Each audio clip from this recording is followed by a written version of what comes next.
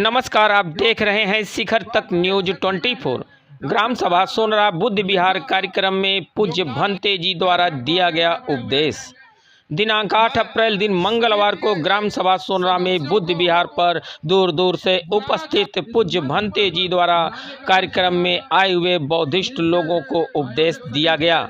कार्यक्रम का शुभारंभ उपस्थित मुख्य अतिथि ब्लॉक प्रमुख प्रतिनिधि श्री विवेक गुप्ता जी, डॉक्टर डी.के. साहनी जी, समाज सेवी रविंद्र जैन जी, श्री धर्मेंद्र यादव जी, श्री धर्मेंद्र गौड़ जी, ग्राम प्रधान प्रतिनिधि सोनरा आदि लोगों द्वारा भगवान बुद्ध एवं डॉक्टर भीमराव अंबेडकर जी के प्रतिमा पर पुष्प चढ़ाकर आशीर्वाद प्राप्त किया गया। तत्पश्चात कमेटी के पदाधिकारियों द्वारा अतिथि देव को माला पहनाकर स्वागत भी किया गया। अंत में दूर दराज से आए हुए पूज्य भंते जी द्वारा बौद्धिस्ट लोगों को उपदेश भी दिया गया। इस कार्यक्रम में कमेटी के सभी पदाधिकारी हरिलाल गौतम, दुखी प्रसाद, राम सेवक, रामधनी गौतम, सुखदेव प्रसाद, विवेक ओबराय, संजय गौतम और सभी सदस्यगण के साथ गांव की तमाम माताएं, बहनें, बुजुर्ग, नौजवान लोग उपस्थित होकर कार्यक्रम को सफल बनाए। साथ में प्रशासन के लोगों का भी भरपूर सहयोग दिखा।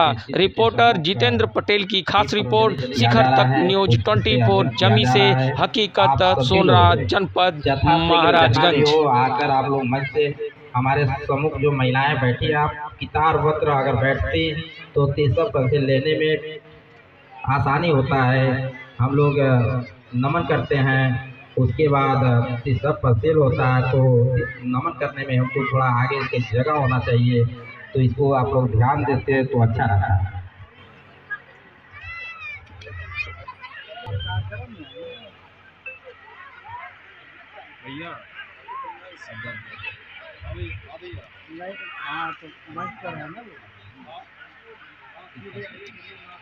जी आप भी चल के भगवान बुद्ध और बाबा साहब के चित्र के सम्मुख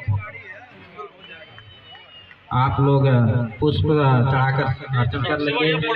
साथ में उस बुद्ध विहार के अध्यक्ष शिवेंद्र गौतम साहब, आप भी जहाँ भी हो आ जाए। परिवार बुद्ध विहार नंदलाल गौतम साहब और भगवान बुद्ध के चरणों में श्रद्धा का सुमन अर्पित करा।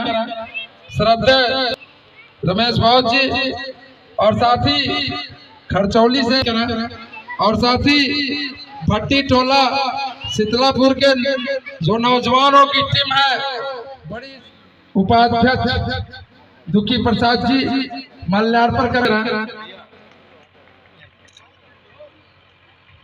जी, इनको अर्पण कर स्वागत करा। रमेश जी को हम अपने ओर से वहां पर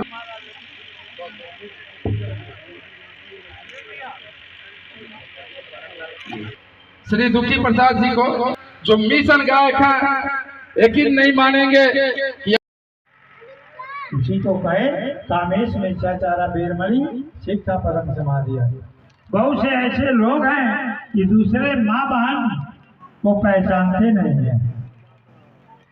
उसके बाद फिर कहे मूसा वादा, जो करना है मुख से कहिए वो कीजिए, और नहीं तो मत कहिए, वो कहने की कोई जरूरत नहीं है।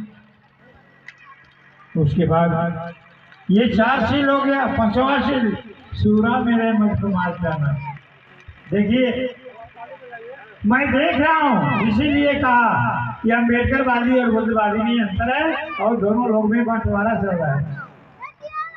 बच्चा का कलम नहीं है स्कूल जाने के लिए, लिखने के लिए, लेकिन उनको नशा व्यापित है। जो सुर्ती खरीदेंगे, दारू पिएंगे, सिगरेट खरीदेंगे, लेकिन 5 रुपए का कलम बच्चा का नहीं है। इस पर बाबा साहब ने प्रतिबंध लगाया, कहा शिक्षित बनो, संगठित रहो, संघर्ष करो, तभी तुम्हारा अधिकार मिलेगा। बाबू और भैया कहने से अधिकार नहीं मिलता है, लड़ाई तो लड़नी पड़ेगी। तो बुद्ध ने कहा कि मानव मानव एक समान, जाति तो जानवर में है, मानव में कहाँ जाती है? लेकिन ये जातियों में विभाजन करके लोग लड़ा रहे हैं। बुद्ध ने नहीं लड़ाया, बुद्ध ने झगड़ा को इंसाफ कर दिया। ये धर्म को चलाने के लिए देवदत्त ने बुद्ध से मांग किया, लेकिन भगवान बुद्ध ने कहा, देवदत्त तू मेरे चाचा का लड़के हो, ये मेरा धर्म तू नहीं चला पाएगा, क्योंकि तू हत्यारा है। हंस को मार दिया। सभी लोगों ने पढ़ा होगा, जे देवदत्त ने हंस को मारा तो बुद्ध ने बचाया, और उसके पिताजी ही श्रेष्ठ थे, वो पंचायत किए हैं। तो खुद कहे ये बचाने वाला का अधिकार ज्यादा होता है और मारने वाला का अधिकार नहीं होता। भले ही तू मेरा पुत्र है तो क्या। ये हंस, ये सिद्धार्थ की गोद में चला। तो देखिए, यही आपका सरबस्ती अनाथक पिंडक जैसे भंते ने खरीद कर और बुद्ध विहार बनाया, और भगवान बुद्ध को बैठने के लिए लोगों ने बहुत देखा है रहते थे। अब देखिए, पहले का जमाना की 500 बिच्छू भगवान बुद्ध के संग रहते थे। भगवान बुद्ध जब दुनिया छोड़ के चले गए तो कम से कम लाखों और करोड़ों पूरे विश्व में बिच्छू हो चुके। हर जगह जहाँ जानकारी नहीं था वहाँ जानकारी दी जा रही है। तो जब हम शिक्षा की ओर नहीं जाएंगे, शिक्षित नहीं बनेंगे, तो हम क्या जानेंगे? बच्चे, आप अपने बच्चे को पढ़ाएंगे, आधी रोटी खिलाएंगे, खाएंगे, वो अधिकारी बनेगा तो घर बढ़िया जरूर है, और उनकी बोली विचार भाव भी बदल जाएगा। जो सड़ा मरा खाता है, सड़ा मरा बुद्धि होता है। जो अच्छा भोजन करता है उनका अशुभ परिवर्तन होता है। तो बुद्ध ने कहा, ईटम में तुयम कायोन वाचा, सच बजे ना हो तुके जय। यानी मन और वचन को अपनी अच्छा रखिए, सबसे भाईचारा बना के रखिए। कोई किसी से गाली गलौज करने की कोई आवश्यकता नहीं। अगर ऐसे हो जाए तो सब लोग क्या है? भाई भाई है? पहले कैसा था कि छप्पर बनता था तो लोगों ने 50-60 लोगों ने मिलकर छप्पर को उठा के चढ़ाता था। आज तो बहुत, एक छप्पर को अगर उठाना है तो कहता है अरे हम कहा जाए गर्दा पड़ जाए इन पर है? तो वो सिस्टम बदल गया। अब तो लिंटर हो गया, उसमें गर्दा पड़ने की जरूरत नहीं है। गर्दा डालने वाले लोगों ने पूरे संविधि को लेकर चलता है। तो लीजिए, बात बड़ी लंबी होगी, तो मैं कई बुद्ध विहारों का काम किया है। मेरा नाम है पूज्य भंते रत्नाकर कीर्ति अष्टवीर। मैं पहला बुद्ध विहार पंपापुर पावा पपौर रामकोला के पास बनाया है, पहला बुद्ध विहार।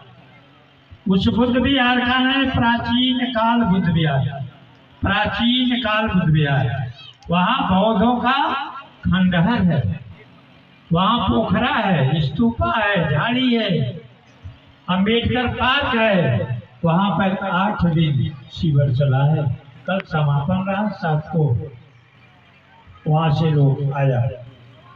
उसके बाद झुल्लीपुर, यह पार झुल्लीपुर, वह पार नेपाल में बनाया, श्रीरामपुर में बनाया, भुजावा में बनाया, परसिया में बनाया, ठाड़ी घाट, हनुमा घाट बनाया।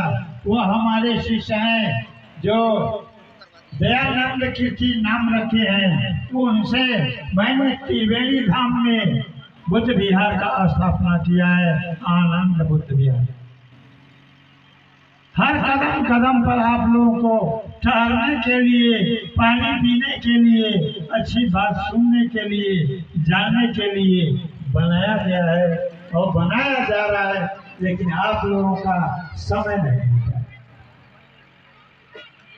नौकरी वाले लोगों को तो समय एक दिन मिलता है रविवार को, तो अपने काम में ही बिजी रहते हैं।